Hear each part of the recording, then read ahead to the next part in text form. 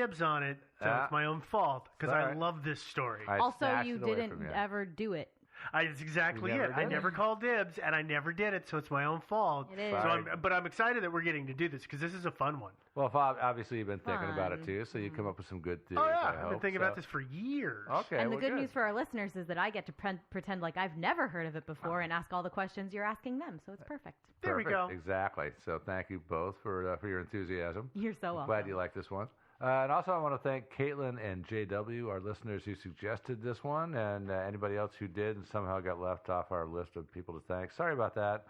First of all, I want to say this story is not about Dave Box. It's about Dave Box. It's not about Dave Box, B-O-X. It's the Dave Box is spelled B-O-C-K-S. It's a good distinction to make. Yeah, exactly. Yeah. I hadn't thought. I always had it as I put an R in it. I always had, for some reason, I kept saying Brox. I did Brox? too. Yeah, no, it's Box. Just Box, but not B-O-X. Because obviously, if somebody was named Dave Box, he would have changed his name to Cardboard. So there cannot, by definition, be a Dave Box, right? Yeah. Okay, so our Dave Box, was a 39-year-old who worked as a pipe fitter. He was hired at the Fernald Feed plant in 1981, and he was considered to be a pretty solid employee and a regular fellow. Dave had been married. He had 3 kids. He had gotten, unfortunately, divorced several years prior to the time that he, quote-unquote, went away. And some people, of course, believe he died on the job. In fact, pretty much everybody does, that he died there at the majority of people plant. think so, yeah. But some very important people do not. So. Yeah, apparently, yeah. And, of course, there's a certain conspiracy theory. Should I talk about that? No. No? Okay. Why wouldn't you save that for the theories? Okay, I'll save that then. Okay. It's like we haven't been doing this for years. I know, something. right? All right, fine. Okay, we'll hold on. But can you talk more about the feed production? Yeah, the place? Fernald Feed Production Center, as the name implies, it produced feed for large animals like cattle and pigs. Except in this case, the cattle and pigs were actually nuclear reactors. And so the name was actually technically true, but a little bit deceptive. It's because they were feeding the materials into the reactors. Yeah. I believe that's why they called it the name had feed in it. Yeah, exactly. But it was in an agricultural area, and so a lot of people kind of assumed, and it was actually built and owned by the government, the U.S. government, but they just didn't bother to tell people that actually it was shaping uranium into like uranium rods for reactors and that kind of thing. Rods, fuel rods, billets. Yeah. There was 3 or 4 specific slugs and stuff like that. Yeah, slugs was the one I couldn't think of. Yeah, all these things that they were using to actually fuel the reactors. Right, so it was technically feed. It was feed for something. Yeah, something was. Yeah, nuclear reactors need food too, right? Yeah. I think the truth finally started to come out in 1983 when the locals finally found out that this innocent-looking plant was actually producing uranium. Which is, of course, perfectly innocent, too. Don't get me wrong. Well, hold on, Joe, though. So everybody knew that they were producing uranium. The idea was that they were doing it for reactors for energy. What the big secret was is that they were also making weapons-grade nuclear material, which... I'm not sure that they were doing that. I think that They took special orders. I think it's what... Okay, so there were... 1, 2, 3, 4, 5, 6, 7, 8, 9. I think there were technically 12 plants, so they only named 1 through 9 as plants. But there was at least 2 of them that were doing custom work in terms of shaping and all of that kind of stuff. And what I understood it might actually be some of those custom shops or custom buildings that were doing some of the shaping for the weapons material. Possible. It might be true. I had thought that they were just taking basically high-grade uranium, shaping it into rods to put into reactors so the reactors could convert it to weapons-grade fuel. But maybe they were doing all of those things. I don't know. Yeah. I mean, it sounds like there was a big complex, and they were doing all sorts of interesting stuff. Very hidden. Yeah. Clandestine stuff. Kind of clandestine, a little bit. Yeah, obviously the employees were expected to not talk a lot about what they did. But the plant was there since 1951. At least construction began in 51. I don't know. I think it started operating in 53. 53 sounds right, yeah. Operated till 1989. It's gone. That's suspiciously convenient. I know. It is. I know. But they taken it away and made it a wildlife reserve or something, and there's like animals or birds or something. Or a Superfund site. Or it was a Superfund site, yeah. But it's where they raise all of our all of our X-Men now. yeah, all of our three-eyed gazelles and our Superheroes. five-footed toes. Blinky yeah. from The Simpsons is probably from there. Yeah, probably. It's called named after the tiny town of Fernald, which I can't really seem to find on the Google aerials, but that's about 15 miles northwest of Cincinnati, Ohio. Oh, the nasty.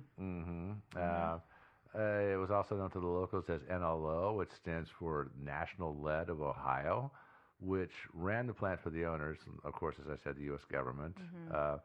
So they sort of ran it on a day-to-day basis, but still the government made the ultimate decisions as to what happened at the plant. There's owners, and then there's the contractor who runs it. Yeah, It's exactly. pretty standard. Especially for the U.S. government. Yeah. And so the plant was under the control of the Atomic Energy Commission until 1979 when the Department of Energy took it over. There were some environmental and safety issues with it, and those had actually been ongoing for a long time.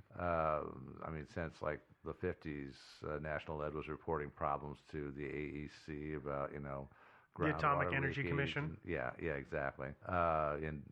Dust, like they had these weird bag cloth dust filters because there was a lot of uranium dust from processing all this uranium, so that would get filtrated and deposited into these bags, kind of like vacuum cleaner bags almost. And well, those things had a tendency to break and spew dust everywhere and things like this. There were all kinds of issues like this that were ongoing. Can I take us aside for a second? I was thinking about this today, and Devin, you may not remember this, but kind of in the 70s and the 80s, there was this mode of, well, this is the way it is, and we'll just do this stuff, and it's okay, technology isn't really advancing because, by and large, the general public didn't see technology making huge leaps and bounds like we do today.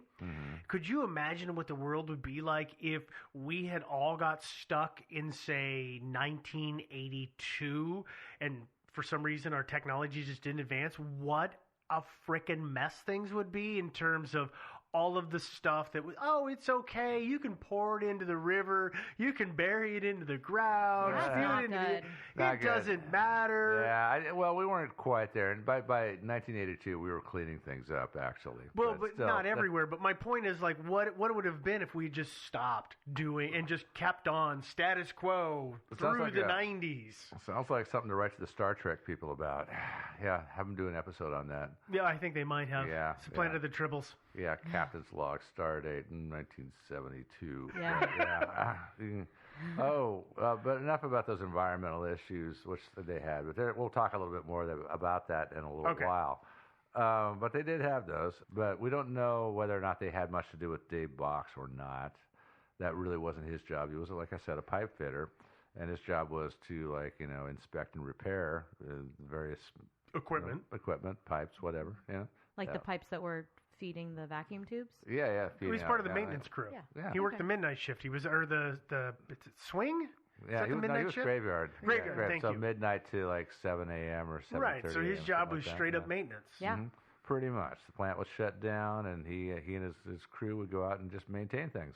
Dave was last seen at the Fernald plant about 5 a.m. on the morning of June 19th, 1984. He was pronounced legally dead about 2 years later. And so let's start on the night of Dave's disappearance. Yeah. Yeah, he carpooled to work with a guy named Harry Easterling. Which he usually carpooled with, right? Yeah, he's a regular guy. And actually, Harry, if you want to see what Harry looked like, he has a beard, genial-looking fellow. He appeared on Unsolved Mysteries on an episode about this. Yep. Yeah. And he and Harry usually met at this restaurant parking lot, and one of them would leave their car, and they'd go in one car. On that night, Harry picked up Dave about 11 p.m. Harry reported no unusual behavior from Dave that night, except that he had bought a new lunchbox. So very woohoo. Suspicious. Yeah, that's suspicious. That's exciting. Yeah, and that's about, he said something about maybe he was talking about maybe taking his kids on vacation the next summer or something, or later in the summer. Harry Easterling said that he and Dave always began their workday in the maintenance room, which apparently was in this thing they call the maintenance building. Crazy. That was a special maintenance building. He said that Dave, as usual that day, unlocked his toolbox and left the lock with the keys in it on top of the box. Dave's assignment that day was to go repair some equipment in Plant 8 in what was called the whistleblower meat hook room. Yeah, I'm pretty sure that's true. I'm pretty sure that's not the name. I don't think so. No, he was assigned to Plant 8. I'm not sure exactly. I heard not specifically what he was supposed to do over there, but he was supposed to go do something. By the way, I tried to find a map of this whole complex because it's a huge place. Yeah. And I guess the government didn't publish maps of it, surprisingly enough. Shock. I know. I was not able to find one on the webs anyway. Yeah, it was a government facility. So, Weird. Well, yeah. I mean, like, you probably can't find maps of, like, Bonneville Dam, for instance, can you? Probably not. I mean, you wouldn't, that's not the sort of thing you would want the general public to be able to snag, just No. in case. Yeah. You I know? just say, attention terrorist, sensitive pressure point right Yeah. here. Yeah. That kind of thing. Yeah. This is where you put the bomb. Uh-huh. Yeah. Well done. Yeah, so no map. So where all these buildings are in relation to one another, I don't know. And of course, the place is torn down. You can't even look at it on Google. Mm-hmm. It's gone. So we're just gonna have to wing it on that one. But Dave left his toolbox in the maintenance room instead of taking it with him. I'm not sure why he did that, but apparently He that's did what that on did. a regular basis. Apparently, yeah. So he must have just decided what tools he was going to need and Yeah. taken them and off Seems he like, went. I mean, he'd worked there for a while, hadn't he? Yeah, he's worked there since '81, so Yeah. about 3 years. So you probably by that point know, if somebody says, okay, you got to go fix this certain type of pipe, he says, all right, I need these 5 different tools, and, off I go, he's yeah. Why also carry it? probably Yeah. hourly, Yeah. so like, oh no, if he has to walk back for If something. you've ever, I mean, yeah, it's a government job, so Yeah. who cares if you have to walk back and forth 5 times? You're Yeah. still getting paid the same, Yeah. rather than lugging that heavy box. But Joe, I thought he had worked there longer than that. I thought he had started there like more than a decade prior to his disappearance. I don't know. I could be wrong. I heard that he started in 1981, but hey. Okay, maybe I'm wrong. I don't know. thought that he had been working there since the early Maybe to he mid started- 70s. Maybe he started in his position as a pipe fitter in '81, but he was doing something else. Maybe that's it. He started out like as a typist or something like that. Well, and, like a general maintenance handyman or something. Yeah, I don't Yeah, know. Maybe. I don't know. It's Yeah. okay. I That's, swore yeah. he'd been there for much longer. Like I felt like he had a lot of career time there. Yeah, I don't know. What does matter is that this particular night was the last night of his career there. And then what was I was talking about his toolbox. The toolbox was there a few days later after Dave disappeared.